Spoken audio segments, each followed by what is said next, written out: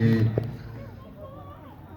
ہر سال ایک نئی خوشی، ایک نئی ارجا کے ساتھ ہمارے درمیان آتا ہے۔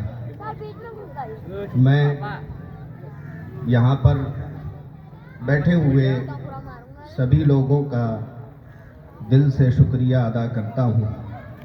بڑی خوشی ہوئی کہ یہاں پر جو بھائی چارہ دیکھنے کو ملا، ہندو مسلم ایکتا دیکھنے کو ملی، یہی ہمارے ہندوستان کی پہچان ہے۔ گلشن اور باغیچہ جو ہوتا ہے وہ کبھی ایک پھول سے نہیں بنتا ہے۔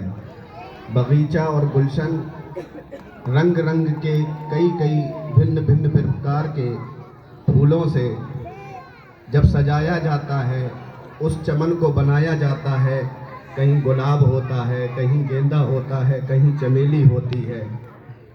جب تمام پھول ایک جگہ جمع ہوتے ہیں، اسی کو چمن کہا جاتا ہے، اسی کو گلشن کہا جاتا ہے، اسی کو باغیچہ کہا جاتا ہے۔ یہی خوبصورتی ہمارے ہندوستان کی ہے کہ کہیں ہندو ہیں، کہیں مسلم ہیں، کہیں سکھ ہیں، کہیں عیسائی ہیں، اور جب بات پڑتی ہے ہمارے دیش کو بچانے کی یا اس کو آگے چلانے کی، تو سب کندھے سے کندھا ملا کر کے آگے بڑھتے رہتے ہیں۔ آپ یہ نہ سمجھیں کہ سن 1947 15 اگست کو ہمارا دیش آزاد ہو گیا۔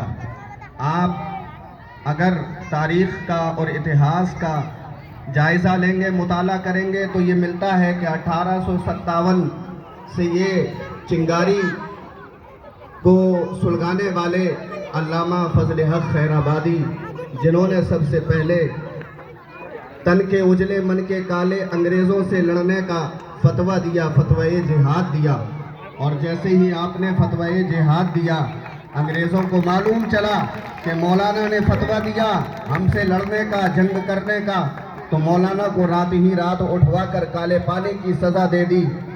چند دن گزرے، تھوڑے دنوں کے بعد انگریزوں کا سب سے بڑا جنرل مولانا کے پاس جاتا ہے اور کہتا ہے کہ مولانا ابھی بھی وقت ہے، تم چاہو تو اپنی بات کو بدل سکتے ہو، تم چاہو تو اپنے فتوے کو واپس لے سکتے ہو۔ مولانا نے دیش کی محبت میں، ہندوستان کے پیار میں، اور آپ کے اندر وطن کی محبت اتنی زیادہ تھی کہ اس تن کے اجلے من کے کالے انگریز کے منہ پر تھوک دیا اور کہا کہ ہم اپنے وطن سے محبت کر سکتے ہیں۔ سرفروشی کی تمنا اب ہمارے دل میں ہے، دیکھنا ہے زور کتنا بازوئے قاتل میں ہے۔ اور یہ پیغام جب دیا علامہ فضل حق خیر آبادی نے، تو انگریزوں نے انہیں کالے پانی میں ہی پھانسی کی سزا سنا دی۔ اور آپ اگر اس کو کاؤنٹ کریں 1857 عیسوی سے جو جنگ آزادی کی شروعات ہوئی، تو 1900 تک 43 ایئرس بنتے ہیں، یعنی 43 سال بنتے ہیں۔ اور اس کے بعد 1900 کے بعد سن 1947 جو ہوتا ہے 47 ایئرس، اس کو جب ملا دیں گے تو پورا ٹوٹل 90 سال بنتا ہے۔ 90 سال کا مطلب یہ ہوتا ہے کہ ہمارے ہندوستان کو آزاد کرانے کے لیے پوری ایک پیڑھی کی قربانی، ایک پیڑھی کا بلیدان شامل ہے۔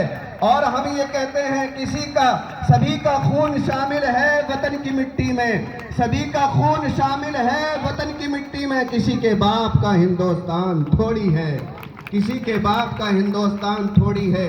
اور آج جو لوگ یہ کہتے ہیں کہ مسلمان ہندوستان کے غدار ہیں، میں ان سے پوچھنا یہ چاہتا ہوں کہ سب سے پہلے آپ ہندوستان کی اس ایتہاسک اسمارک کو، جسے انڈیا گیٹ کہتے ہیں، آپ جائیں اور وہاں پر جا کر کے دیکھیں کہ بھارت کے وہ سوتنترتا سینانیوں میں سب سے اونچے اگر کسی کا نام ملے گا تو آپ کو مسلمانوں کا نام ملے گا۔ ٹوٹل 95,300 لوگوں کی شہادت کو وہاں پر درج کیا گیا، اور پھر جب سب کے نام لکھے گئے تو 61,395 مسلمانوں کے نام وہاں پر لکھے ہوئے ہیں۔ اگر مسلمان دیش کے غدار ہوتے تو سب سے زیادہ مسلمان شہید نہ ہوتے۔ لہذا مسلمان کل بھی ہندوستان کا وفادار تھا، آج بھی وفادار ہے، اور مرتے دم تک، آخری سانس تک مسلمان ہندوستان کا وفادار رہے گا۔ ہم 5 وقت اس دھرتی پر اپنی پیشانی کو جھکا کر، اس پیشانی کو جو سجدہ کرتے ہیں، پتہ یہ چلا کہ جتنا پیار اس دھرتی سے مسلمانوں کو ہے، جتنی محبت دھرتی سے اس مسلمان کو ہے، وہ کوئی اور نہیں کر سکتا کہ دن میں اپنا سر اس دھرتی پہ 5 بار جھکائے، اور 5 مرتبہ کی نماز میں کئی سجدے ہوتے ہیں۔ اگر ان سجدوں کی کاؤنٹنگ کی جائے، ان سجدوں کو جوڑا جائے تو غالباً 98 یا 97 سجدے بنتے ہیں۔ اتنی مرتبہ ہم پورے دن میں اپنے ماتھے کو اسی دھرتی سے لگاتے ہیں اور پڑھتے ہیں سبحان ربی الاعلیٰ، سبحان ربی الاعلیٰ۔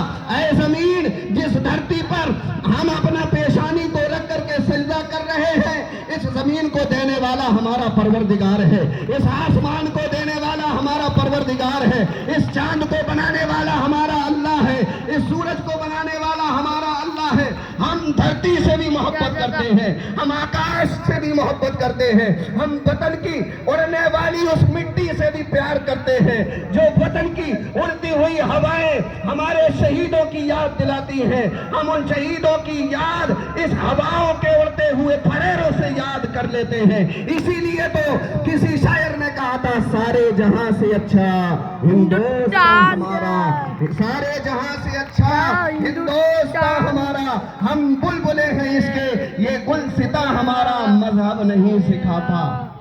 یہ بات بچوں تمہیں یاد کرنے کی ہے، مرتے مر جانا لیکن اس بات کو نہ بھولنا، مذہب نہیں سکھاتا آپس میں بیل رکھنا، چاہے ہندو مذہب ہو چاہے مسلمان مذہب ہو۔ مذہب کی کتاب کبھی یہ نہیں کہتی کہ آپس میں تم لوگ لڑو، مذہب نہیں سکھاتا آپس میں بیر رکھنا، سب کو مل جل کر ایک ساتھ رہنا چاہیے۔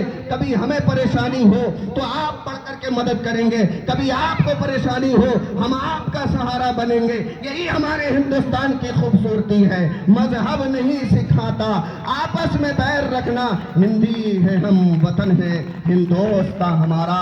انہی الفاظوں کے ساتھ میں بدائی لیتا ہوں۔ السلام علیکم ورحمۃ اللہ وبرکاتہ۔